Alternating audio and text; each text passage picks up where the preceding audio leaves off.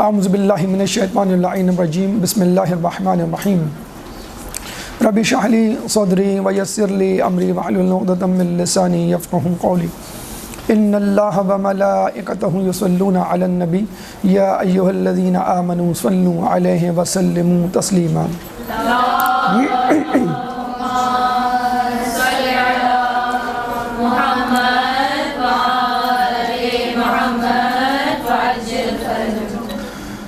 اللہ تعالیٰ سورہ قصص آیت نمبر 5 میں فرماتا ہے وَنُرِيدُ أَن نَّمُنَّ عَلَى الَّذِينَ اسْتُضْعِفُوا فِي الْأَرْضِ وَنَجْعَلَهُمْ أَئِمَّةً وَنَجْعَلَهُمُ الْوَارِثِينَ کہ ہم نے ارادہ کر لیا ہے کہ جو لوگ زمین میں ضعیف کمزور بنائے گئے ان کو ہم امام بنائیں گے اور زمین کا وارث بنائیں گے۔ تو اہل بیت سے زیادہ اور ائمہ سے زیادہ مظلوم اور ضعیف کس کو بنایا گیا؟ چنانچہ یہی لوگ ہیں جو وراثت دین وراثت دنیا کے مستحق ہیں، حکومت و اقتدار کے مستحق ہیں، کیونکہ ان سے زیادہ عادل کوئی نہیں اور ان سے زیادہ عدل کوئی نہیں فراہم کر سکتا۔ چنانچہ ہم دیکھتے ہیں کہ رسول کی حدیث ہے کہ جب دنیا میں ایک دن بھی رہ جائے تو اللہ تعالیٰ اس ایک دن کو اتنا طول دے گا کہ ہماری اولاد میں سے ایک فرد نکلے گا اور اس دنیا کو عدل سے اس طرح بھر دے گا جیسے کہ وہ ظلم سے بھری ہوئی ہوگی۔ اب یہ فرد، یہ شخصیت اپنے ساتھ ایک فوج رکھتی ہوں گی اور اس فوج میں کچھ سپاہی ہوں گے اور ان سپاہیوں کی کچھ خصوصیات ہوں گی۔ اس سے پہلے کے درس میں ہم نے آپ کے سامنے کمانڈرز کی خصوصیات رکھی جو اولین کمانڈرز ہوں گے۔ آج ہم اس وقت آپ کے سامنے امام زمانہ کی فوج، امام زمانہ کے عام جو سپاہی ہیں ان کی خصوصیات رکھ رہے ہیں۔ لیکن اس سے پہلے کہ امام زمانہ کی سپاہیوں کی خصوصیات آپ کے سامنے رکھیں، ہم چاہیں گے کہ ان علاقوں کا، ان قومیتوں کا تذکرہ کیا جائے کہ جن سے امام زمانہ کی فوج کا تعلق ہوگا، ان مذاہب کا تذکرہ کیا جائے جن مذاہب سے امام زمانہ کے لشکر کا تعلق ہوگا۔ ان سپاہیوں کی تعداد آپ کے سامنے رکھی جائے، ان سپاہیوں کا اجتماع کیسے ہوگا، کیسے وہ جمع ہوں گے ایک جگہ، اور آخر میں ان سپاہیوں کی خصوصیات۔ تو سب سے پہلے امام زمانہ کے جو سپاہی ہیں ان کی قومیتوں میں جو سب سے پہلا نمبر آتا ہے وہ ایران کا آتا ہے۔ ایران کے حوالے سے کہا جاتا ہے، حدیث رسول بھی ہے کہ ایک زمانہ آئے گا کہ تم لوگوں یعنی عرب کی پشت پناہی عجم کریں گے اور اہل فارس تم سے اسلام لانے کے لیے لڑیں گے اور اس وقت تمہاری حالت بڑی ناگفتہ ہوگی۔ چنانچہ ہم دیکھتے ہیں کہ ایران میں موجود 3 شہروں کے خصوصی طور پہ نام لیے گئے ہیں۔ مثلا قم کا نام لیا گیا ہے۔ امام ششم اپنے صحابی کو دیکھ کے فرماتے ہیں کہ تمہیں معلوم ہے کہ قم کو قم کیوں کہتے ہیں؟ تو صحابی نے کہا نہیں۔ تو امام نے فرمایا قم کو قم اس لیے کہتے ہیں کہ یہ ہمارے قائم کے لیے ناصر و آوان لشکر فراہم کرے گا۔ پھر امام خراسان میں جسے کہتے ہیں کہ حوالے سے بتاتے ہیں کہ خراسان میں اللہ کے خزانوں میں سے خزانے موجود ہیں اور یہ سونے چاندی کے خزانے نہیں ہیں بلکہ یہ ان لوگوں کا اللہ اور اس کے رسول پہ عقیدہ ہے۔ اللہ اور اللہ کے رسول پر وہ عقیدہ ہے کہ جس کی وجہ سے وہ باہم متحد اور یکجا ہوں گے۔ پھر اس کے بعد ایران کے ایک شہر طالقان کا تذکرہ موجود ہے کہ جس کے بارے میں کہا جاتا ہے کہ وہاں بھی خزانے ہوں گے لیکن سونے چاندی کے خزانے نہیں ہوں گے۔ وہاں کے لوگوں کا اللہ کی حق کے ساتھ معرفت وہ خزانہ ہے کہ جس کی وجہ سے وہ لوگ امام زمانہ کے لشکر میں شامل ہوں گے۔ تو لوگوں کی کثیر تعداد قم اور ایران کے دیگر شہروں سے آئے گی، اور قم کے بارے میں یہ کہا جاتا ہے کہ دین آخری زمانے میں قم کی طرف لوٹ آئے گا اور عافیت میں سب سے زیادہ لوگ اس زمانے میں قم کے لوگ ہوا کریں گے۔ اس کے بعد عرب لوگوں کے حوالے سے کہا جاتا ہے کہ رسول کی حدیث ہے کہ امام کی حدیث ہے کہ عرب لوگوں سے ہوشیار رہو کہ ان کا مستقبل خطرناک اور خوفناک ہے۔ کیا یہ وہ لوگ نہیں کہ جو امام کے لشکر کی معاونت نہیں کریں گے؟ اور ہم دیکھتے ہیں کہ امام کا جب ظہور ہوگا تو امام سب سے پہلے لڑائی کی، جنگ کی ابتدا عرب سے کریں گے، کیونکہ وہی لوگ سب سے پہلے امام کی مخالفت کریں گے۔ اور آج بھی ہم دیکھتے ہیں کہ عرب دنیا میں، خصوصی طور پہ سعودی عرب میں، امام زمانہ کے ماننے والوں کے خلاف ایک غم و غصہ جو ہے وہ پایا جاتا ہے۔ محمد بن سلیمان نے ایک ٹی وی چینل کو انٹرویو دیتے ہوئے کہا، جب پوچھا گیا کہ کیا اس بات کا امکان ہے کہ آپ کی دوستی ایران سے ہو جائے، تو اس نے کہا کہ ہم ایسے ملک سے کیسے دوستی کر سکتے ہیں کہ جو امام مہدی کا انتظار کر رہا ہے اور امام مہدی کی رہنمائی میں پوری دنیا پر قبضے کی خواہش کر رہا ہے، خواب دیکھ رہا ہے۔ اب آپ دیکھ لیجئے امام زمانہ کا انتظار کون کر رہا ہے، امام زمانہ کے ناصران کون ہوں گے، امام زمانہ کا جسے کہتے ہیں کہ لشکر کا دشمن کون ہے، اور امام زمانہ سے متنفر اور دور کون لوگ ہیں۔ تو عرب لوگوں کے بارے میں کہا جاتا ہے کہ وہ کثیر تعداد میں امام کی مخالفت میں ہوں گے، بلکہ یہ بھی کہا جاتا ہے کہ بہت کم تعداد میں ہوں گے، اور اگر عرب علاقوں سے کچھ لوگ آ بھی گئے امام کی نصرت کے لیے تو وہ لوگ ہوں گے جو در حقیقت عرب ملکوں میں ہجرت کر کے آئے ہوں گے، پاکستان سے، ہندوستان سے، ایران سے، لبنان سے، مصر سے، یمن سے، بحرین سے، خود وہاں کے بہت کم لوگ ہوں گے کہ جو امام۔ اور یہ بھی کہا جاتا ہے کہ امام جب ظہور کریں گے تو وہ خانہ کعبہ کے متولی کو بلوا کر اس کے پہلے ہاتھ قلم کریں گے اور کہیں گے کہ تم ہی سب سے بڑے خائن ہو۔ تو عرب دنیا میں امام کے سب سے زیادہ دشمن ہوں گے، اور ایران، اہل فارس امام کے سب سے زیادہ دوست ہوں گے۔ امام کے لشکر کو فراہم کی جانے والی فوج میں کثیر تعداد ایران کے رہنے والوں کی ہوگی۔ پھر تیسرے مقام پر ہمیں ملتا ہے شام کے لوگ۔ امام کے ظہور کی 3 نشانیوں میں سے ایک نشانی اہل شام میں اختلاف ہے، کہ جب اہل شام میں اختلاف ہوگا تو تم دیکھو گے امام زمانہ کا ظہور ہوگا۔ تو اہل شام میں سے ایک گروہ امام کی نصرت کے لیے جائے گا، جن کے بارے میں امام نے جو الفاظ استعمال کیے ہیں کہ اہل شام کے بزرگ شریف ترین لوگ امام کی نصرت کے لیے آئیں گے، اور وہ شب بیداری میں پاکیزہ ہوں گے اور دن میں شیر دل ہوں گے۔ تو شیر دل اور شب بیدار جیسے الفاظ امام نے شام کے لوگوں کے لیے استعمال کیے۔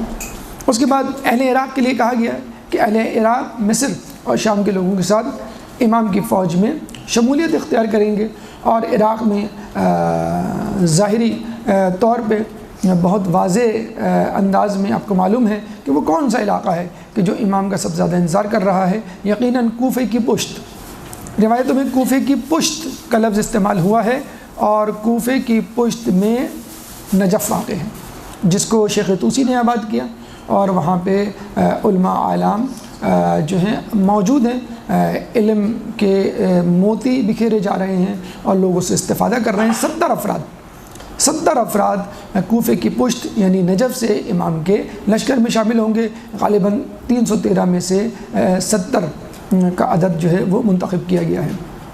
تو آپ نے ایران کا احوال دیکھا کثیر تعداد میں، عرب کا احوال دیکھا قلیل تعداد میں، اور پھر ایران کے بعد عراق، اس کے بعد شام، اور اس کے بعد دیگر افراد۔ 2 شہر ایسے ہیں جن کا خصوصی طور پہ روایت میں حال احوال موجود ہے، اور ایک کثیر تعداد میں فوج وہاں سے آئے گی، لیکن یہ شہر اس وقت بظاہر ہمیں نظر نہیں آتے۔ نام بھی ان کے غیر عربی، غیر اردو اور غیر زبان کے ہیں، اجنبی زبان کے، اور ان کے نام ہیں جا بلقا اور جا برسا، جیم الف بے لام قاف الف، جا بلقا اور جا برسا۔ تو ان کے بارے میں کہا جاتا ہے جا بلقا کہ شہر کا تعلق مشرق سے ہے، اور جا برسا کا تعلق مغرب سے ہے۔ جا بلقا کا شہر 12,000 سونے کے دروازوں پر مشتمل ہوگا، اور ہر دروازہ دوسرے دروازے سے 1 فرسخ یعنی 3 میل کے فاصلے پر ہوگا۔ ہر دروازے پہ 12,000 کی فوج تیار کھڑی ہے، یعنی 12,000 ضرب 12,000 12,000 ملٹیپلائی بائی 12,000، تو آپ اندازہ لگا لیجیے فقط ایک شہر جا بلقا میں کتنی کثیر تعداد میں۔ بہرحال سونے کے حوالے سے دیکھا جائے تو سونے کا بڑا ذخیرہ اور بڑا استعمال برونائن نامی شہر میں ہے۔ اب پتہ نہیں واللہ عالم کہ یہ شہر کہاں موجود ہے، لیکن بہرحال لگتا یہی ہے بنی اسرائیل کے زمانے کا کوئی شہر ہے جس کو اللہ تعالیٰ نے کہیں محفوظ کر کے رکھا ہوا ہے، یا ان کو دوبارہ زندہ کرے گا، جس کو ہم کہتے ہیں کہ مسئلہ رجعت، یعنی جب لوگ زندہ ہو کے واپس امام کی فوج میں شامل ہوں گے۔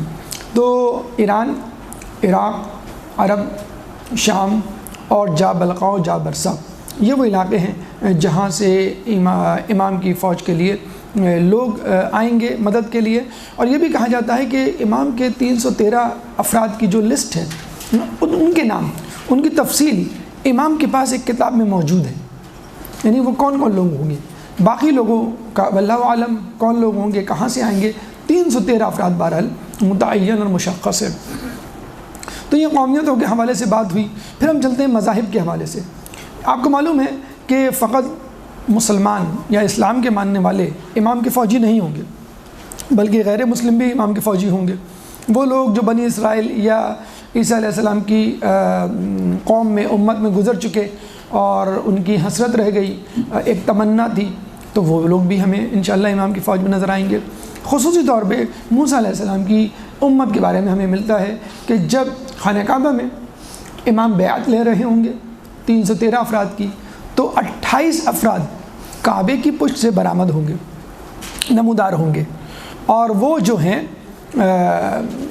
امام کی بیعت لیں گے 28 افراد، جس میں کہا جاتا ہے کہ یوشع بن نون بھی شامل ہوں گے، جس میں کہا جاتا ہے کہ مومن آل فرعون بھی شامل ہوں گے اور اصحاب کہف بھی شامل ہوں گے۔ حضرت موسیٰ علیہ السلام کے بعد وہ اپنے پیچھے 12 قبیلوں کو چھوڑ کے گئے تھے، اور آپ نے ایک پتھر کا نام بھی سنا ہوگا جس میں سے 12 چشمے پھوٹے تھے۔ تو یہ جو 12 افراد ہیں، 12 قبیلے ہیں، ان میں تو پہلے تو شیر و شکر والی کیفیت ہوگی، اور اس کے بعد ان میں انتشار پیدا ہوگا، پھر وہ دین کے دشمن ہو جائیں گے، پھر وہ اپنے ہی پیغمبروں کو قتل کرنا شروع کر دیں گے۔ لیکن ایک قبیلہ ایسا ہوگا کہ جو راستے پر قائم رہے گا اور آخر وقت تک قائم رہے گا، پھر اللہ سے دعا کرے گا، اے اللہ ہمیں ان نافرمانوں گمراہ لوگوں سے الگ کر دے تاکہ ہم سکون سے ایک جگہ تیری فرمانبرداری میں زندگی گزاریں۔ چنانچہ اللہ تعالیٰ ان فرمانبردار لوگوں پر مشتمل قبیلے کو حکم دے گا کہ تم زمین میں ایک سرنگ میں داخل ہو جاؤ، اور جب تک وہ سرنگ ختم نہ ہو اور تم زمین کے اوپر دوبارہ واپس نہ آ جاؤ، تم لوگ اپنا سفر جاری رکھنا۔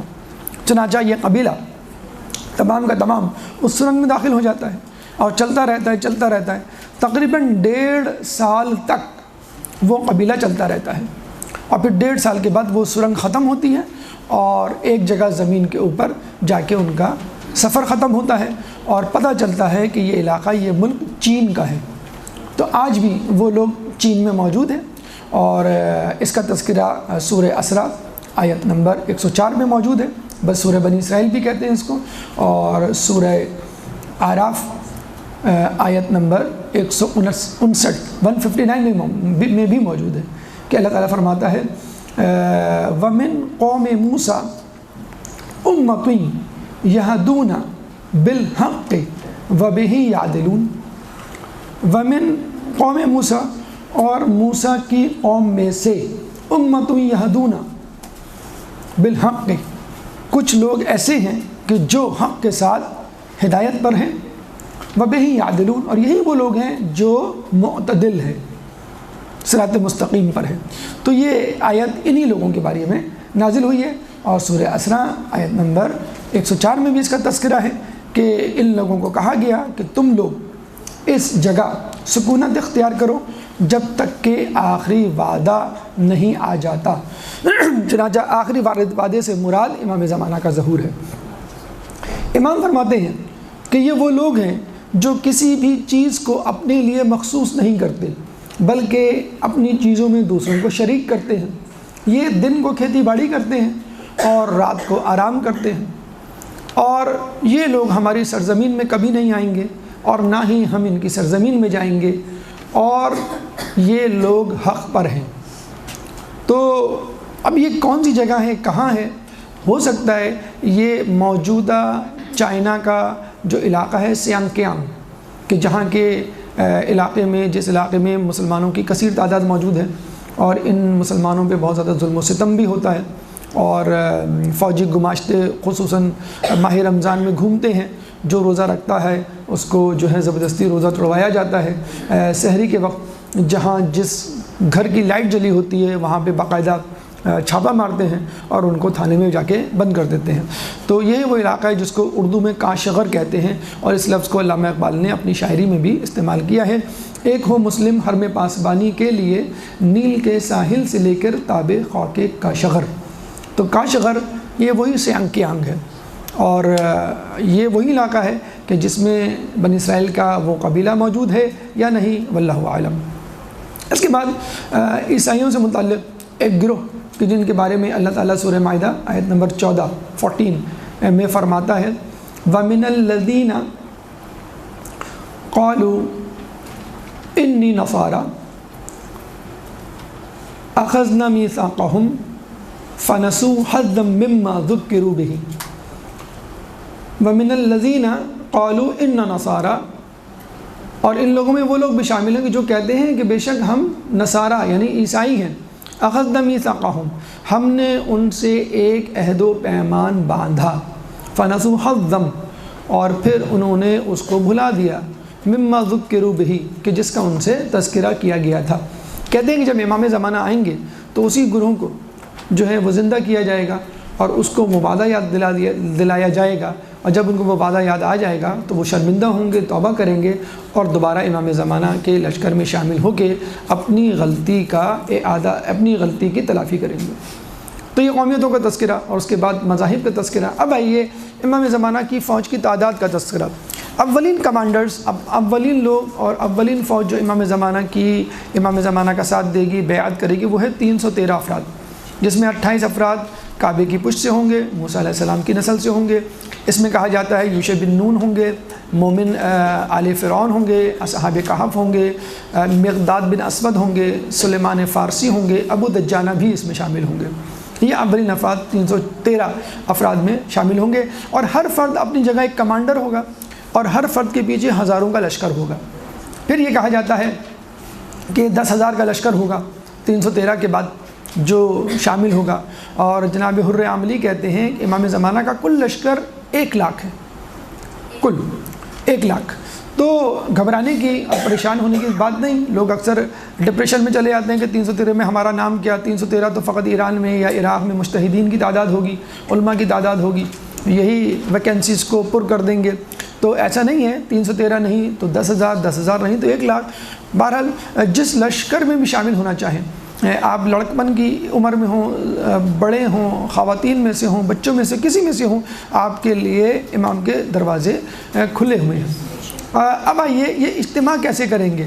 کہتے ہیں کہ اعلان ہوگا، اور تمام لوگ جو ہے جو امام کے منتظرین ہی میں سے ہیں وہ فوراً لبیک کہیں گے اور بیت اللہ میں جمع ہو جائیں گے۔ کہتے ہیں کہ وہ صرف ایک قدم بڑھائیں گے اور دوسرا قدم امام کے سامنے پائیں گے، اور کچھ لوگ جو ہے وہ بادلوں میں سوار ہو کے امام تک پہنچیں گے، یعنی کچھ لوگ مٹی پہ، زمین پہ چل کر امام تک پہنچیں گے، یعنی جسے چلیے بائی بس، بائی ٹرین، بائی کار، اور کچھ لوگ بائی ایروپلین یا سحاب نامی، اس کو سحاب کہتے ہیں، اس بادل کو جو امام زمانہ کے ساتھی جو ہے وہ استعمال کریں گے۔ تو جو لوگ بادل استعمال کریں گے ان کے بارے میں کہا جاتا ہے کہ ان کا ایمان ان لوگوں سے بلند تر ہوگا جو زمین استعمال کریں گے۔ تو امام زمانہ کے لشکر میں بھی جس طرح جنتیوں کے درجات ہیں، امام زمانہ کے لشکری میں موجود بھی لوگوں کے درجات جو ہیں وہ موجود ہیں۔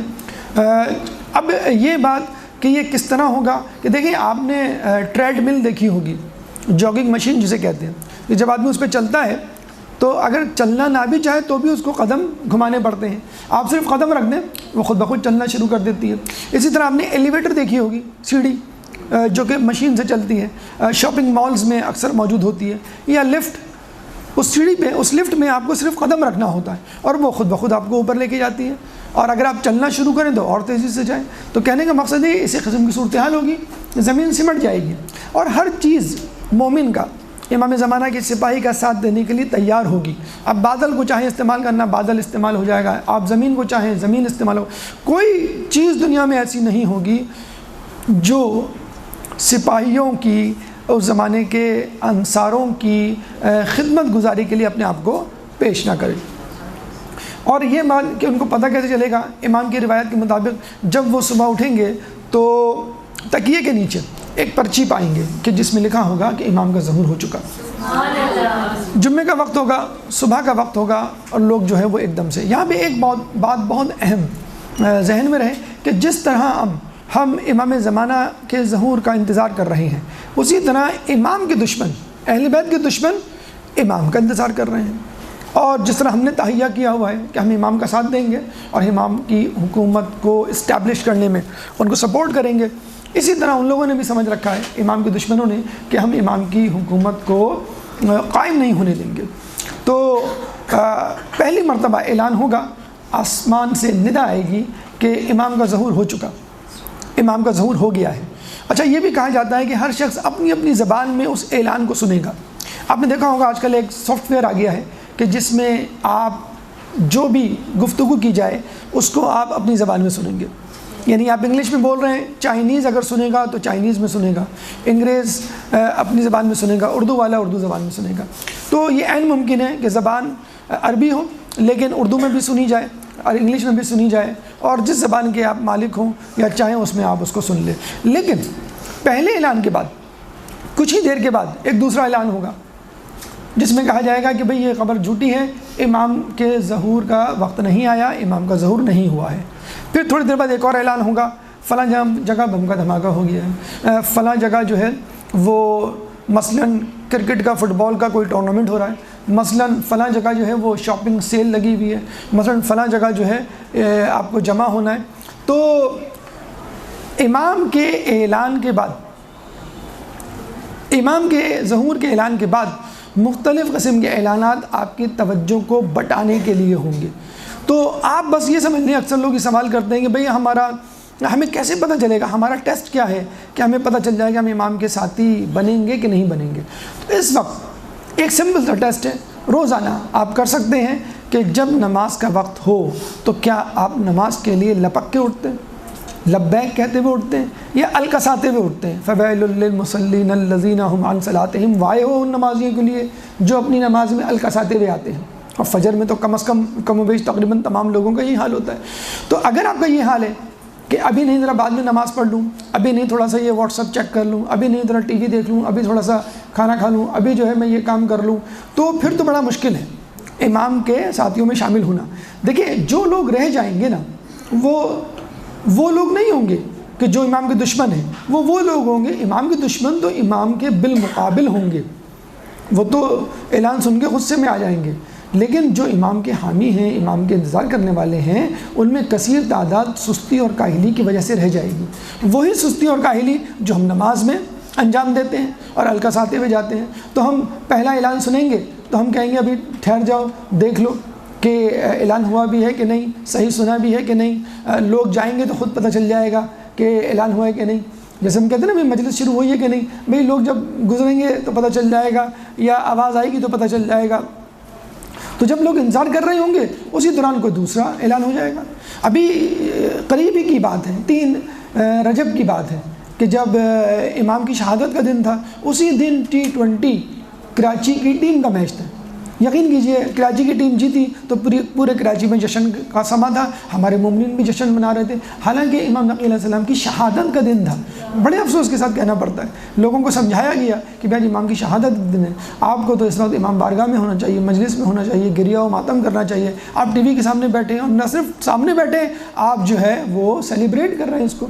تو اگر تھوڑا سا سوچیں، امام کا ظہور کسی ورلڈ کپ کے فائنل کے وقت ہو گیا، کرکٹ کے بڑے ٹورنامنٹ کے وقت ہو گیا، یا کوئی بہت اہم واقعہ ہو گیا، مثلا خواتین کے لیے طارق روڈ پہ سیل لگ گئی، اوپن سیل کہ 90% آف اور 10% آپ جا کے لے لیں، تو مجھے بتائیں لوگ یہی کہیں گے بھئی ابھی امام جمع کریں گے اور پھر شام تک جو ہے وہ سلیکشن ہوگا، پھر لوگ جائیں گے. جیسے ہم مجلسوں میں کہتے ہیں نا، ابھی تو حدیث قصہ ہوگی، پھر اس میں منقبت ہوگی، پھر نوحہ ہوگا یا سلام ہوگا، پھر جسے کہتے ہیں کہ ہمیں تو حاضری دینی ہے نا، بس جا کے اٹینڈنس لگانی ہے اور ملنا ہے صاحب خانہ سے بھئی ہم آئے تھے، اس کے بعد جو ہے بس ہم آ جائیں گے 5 منٹ 10 منٹ کی.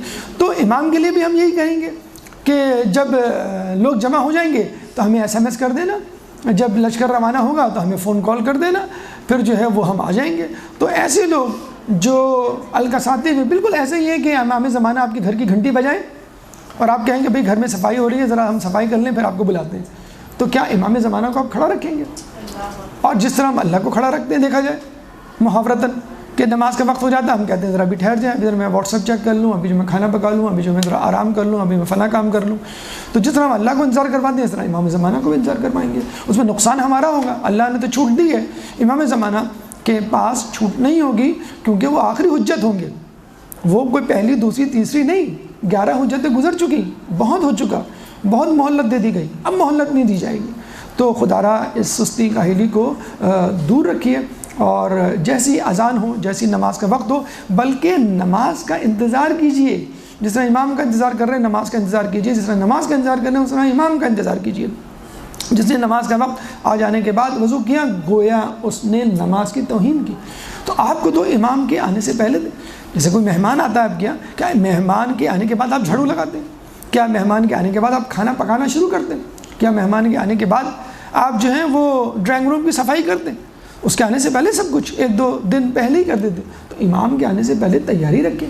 پہلے زمانے میں لوگ تکیے کے نیچے تلوار رکھا کرتے تھے، اپنے بستر کے ساتھ چپلیں رکھا کرتے تھے کہ جیسے امام کا ظہور ہو ہم جو ہے وہ فوراً بھاگیں گے. تو یہ نہ ہو کہ امام کے آنے کے وقت جو ہے آپ مختلف چھوٹے موٹے کاموں میں لگ جائیں اور یہ کہیں کہ بھئی یہ ذرا کام کر لوں تو پھر میں آ جاؤں گا. تو امام کسی کا انتظار نہیں کریں گے. امام نے بہت انتظار کر لیا، ہم نے ان کو بہت انتظار کروا دیا، انتظار کرنے کے بعد اب مزید انتظار نہیں ہوگا. تو یہ امام کے ساتھیوں کی تعداد اور ان کا اجتماع. اب آئیے اس طرف کہ جب امام بیعت کریں گے تو وہ کیا شرائط ہوں گی کہ جن پر وہ بیعت کریں گے.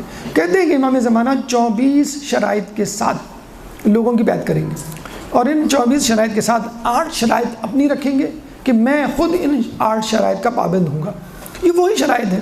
ابھی آپ دیکھیں گے آپ کے سامنے چند شرائط میں مثال کے طور پہ پیش کروں گا کہ جو ہمیں پیش آتی رہتی ہیں. اگر ان کو ہم ابھی سے ان پر عمل درآمد کرنا شروع کر دیں تو انشاءاللہ امام کے سپاہی بن گئے.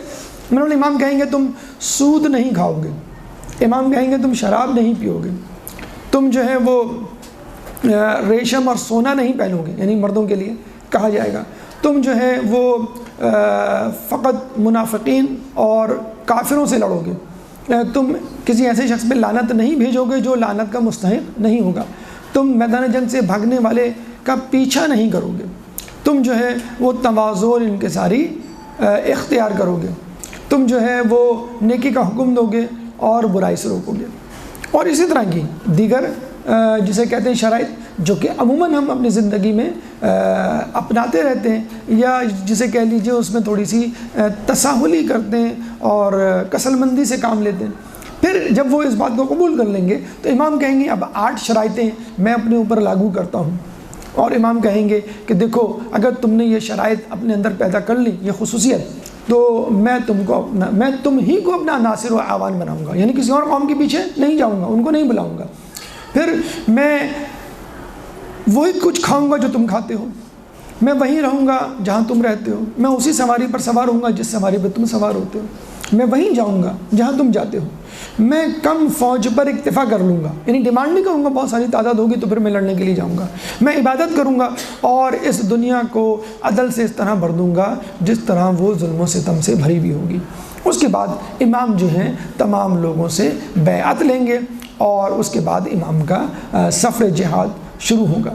تو یہ وہی شرائط ہیں، یہ وہی واجبات ہیں، یہی منکرات ہیں جن کی احتیاط اور جن کا جسے کہتے ہیں کہ سامنے رکھنے کا پہلے سے اسلام نے ہم کو کہا گیا ہے کہ تم واجبات کی ادائیگی کرو اور منکرات سے اپنے آپ کو پرہیز کرو. جب یہ کہا جاتا ہے کہ امام کا جب ظہور ہوگا اور لوگ مکے آئیں گے بیت اللہ ان کی بیعت کے لیے، تو پہلے وہ منع کریں گے.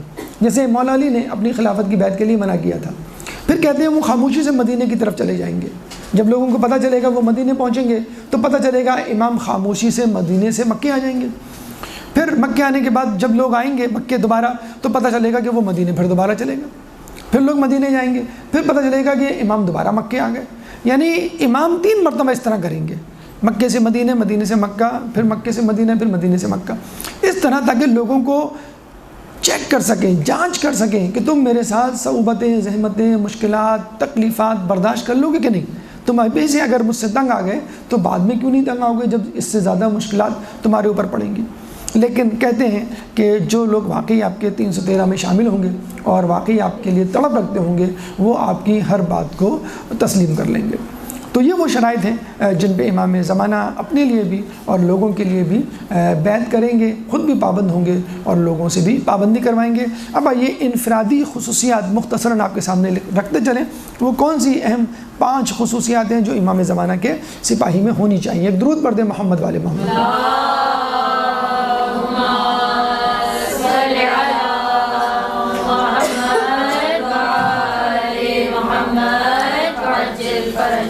سب سے پہلے خصوصیت عبادت الہی۔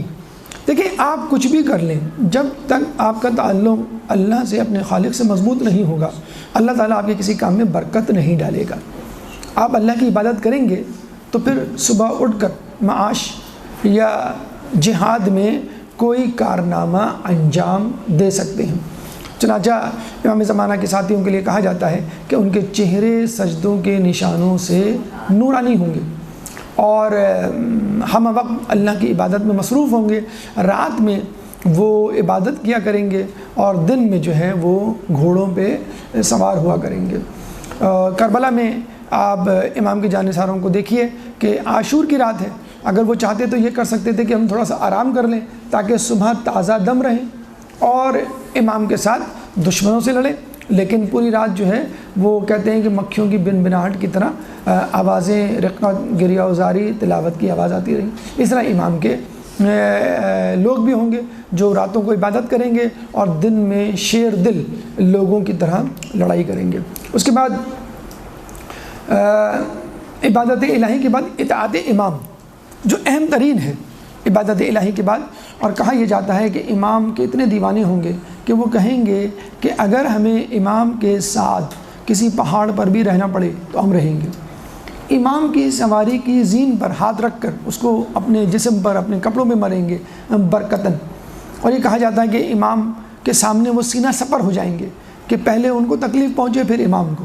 جیسے ہم دیکھتے ہیں کربلا کے میدان میں ظہر کی نماز میں امام کے اصحاب ان کے سامنے کھڑے ہوئے، امام پیچھے نماز پڑھ رہے ہیں، ان کے جانثار پیچھے نماز پڑھ رہے ہیں اور کچھ لوگ ڈھال بن کر ان کے آگے کھڑے ہوئے کہ امام کے سینے پہ تیر لگنے سے پہلے ان کے سینے پہ تیر لگ جائے۔ اور پھر امام کے آس پاس اس طرح گھوم رہے ہوں گے جیسے پرندے گھومتے ہیں کہ کوئی تکلیف امام کو نہ چھوئے اس سے پہلے کہ وہ تکلیف ہمیں نقصان پہنچائے۔ اس کے بعد اس کی جزا کے طور پہ اللہ تعالیٰ ان کو طاقت فراہم کرے گا۔ تیسری خصوصیت، امام کی فوج میں زیادہ تر لوگ نوجوان ہوں گے اور بوڑھے یا ضعیف لوگ اتنے کم ہوں گے کہ آٹے میں نمک کے برابر۔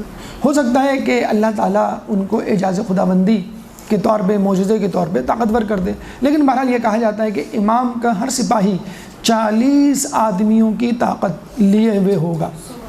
کہتے ہیں کہ امام ششم کے دور میں ایک صحابی آپ کے پاس آئے، جب اٹھنے لگے تو ضعف کی وجہ سے سہارا لے کر کھڑے ہوئے اور افسوس کے ساتھ کہنے لگے کہ کاش میں جوان ہوتا کہ امام کا دور دیکھتا اور جوانی کے عالم میں ان کی فوج میں داخل ہوتا۔ امام ششم فرماتے ہیں کیا تم نہیں چاہتے کہ تمہارے باطلوں کو، تمہارے دشمنوں کو اللہ تعالیٰ آپس میں ٹکرا دے اور تم گھر بیٹھ کے محفوظ رہو؟ پھر امام کہیں گے کہ اللہ تعالیٰ ان کے دلوں سے خوف کو ہٹا دے گا اور ان کا خوف لوگوں کے دلوں میں بٹھا دے گا، اور یہی وہ لوگ ہوں گے جو طاقت سے معمور ہوں گے اور اپنے دشمن پر شیر کی طرح حملہ کریں گے، نیزے کی طرح تیز ہوں گے اور شیر کی طرح دلیر ہوں گے۔ چوتھی خصوصیت جو امام کے ماننے چاہنے والوں میں ہوگی وہ ہے شہادت کی آرزو۔ امام کے سپاہی شہید ہونے کی آرزو کریں گے اور ہم وقت امام کے ساتھ رہیں گے اور کوشش کریں گے کہ پہلے میں جان دوں۔ جس طرح ہم دیکھتے ہیں کربلا کے میدان میں ہر شخص یہ چاہتا تھا کہ میں سب سے پہلے جان دینے کے لیے کربلا کے میدان میں جاؤں۔ یہاں بھی یہی ہوگا، ہر شخص یہ چاہے گا کہ جان دینے کے لیے پہلے اس کا انتخاب کیا جائے، پھر دوسرے لوگوں کا۔ آخری خصوصیت محبوبیت، یعنی یہ دنیا اور کائنات کہ کوئی چیز ایسی نہیں ہوگی کہ جو امام کے سپاہیوں کو پسند نہ کرے، وہ چرند ہوں، پرند ہوں، حیوانات ہوں، درخت ہوں، ہر چیز دنیا کی چاہے گی کہ ان کی خدمت کرے۔ اور دنیا کا ٹکڑا، وہ حصہ کہ جس پر یہ فوج موجود ہوگی، وہ ٹکڑا اپنے اوپر کھڑے ہونے والے، بیٹھنے والوں، زندگی بسر کرنے والے امام کے سپاہیوں پر فخر کرے گا اور کہے گا کہ میں کتنا خوش نصیب ہوں، وہ حصہ زمین کہ میرے اوپر امام کے سپاہی موجود ہیں۔ یہ غازی، یہ تیرے پراسرار بندے، جنہیں تو نے بخشا ہے ذوق خدائی، دونیم ان کی ٹھوکر سے صحرا و دریا، سمٹ کر پہاڑ ان کی ہیبت سے رائی، دو عالم سے کرتی ہے بیگانہ دل کو، عجب چیز ہے لذت آشنائی، شہادت مطلوب مقصود مومن، نہ مال غنیمت نہ کشور کشائی۔ اللہ تعالیٰ سے دعا ہے کہ اللہ تعالیٰ ہم تمام لوگوں کو امام کی فوج میں شامل ہونے کی توفیق عطا فرما، ہمارے اندر امام کے سپہ سالار، امام کی فوج کی خصوصیات پیدا کر ہمیں عبادت الہی کرنے کی توفیق عطا فرما، ہمیں اطاعت امام کی توفیق عطا فرما، ہمارے اندر طاقت پیدا کر تاکہ ہم تیری عبادت کر سکیں، امام کے ساتھ جہاد کر سکیں، ہمارے اندر شہادت کی آرزو پیدا کر، ہمیں سعادت کی زندگی، شہادت کی موت عطا فرما اور جنت میں اہل بیت کا پڑوس عطا فرما، قیامت کے دن ان کی شفاعت سے بہرہ مند فرما، امام کے ظہور میں تعجیل فرما اور ہمیں ان کے انصار و اعوان میں شامل فرما۔ ربنا تقبل منا انک انت السمیع العلیم وتب علینا انک انت التواب الرحیم برحمتک یا ارحم الراحمین وصلی اللہ علی محمد وآلہ